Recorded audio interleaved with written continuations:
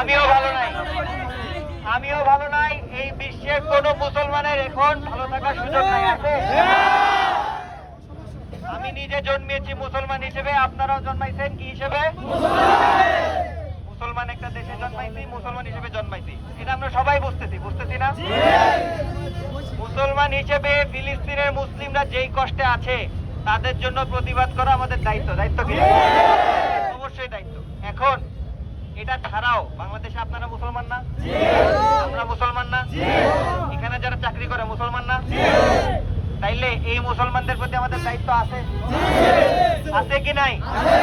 বাংলাদেশের মুসলমানদের প্রতি দায়িত্ব আছে। তার মানে কি আমরা ফিলিস্তিনিদের ভুলে যাচ্ছি? আচ্ছা, এটা তো আমরা, আমার সাথে আপনারা তো একমত। আমি কি ভুল কিছু বলছি? আচ্ছা, আপনারা এখানে গেটের সামনে চলে আসতেছেন, এটাতে কি প্রমাণ করতে চাচ্ছেন?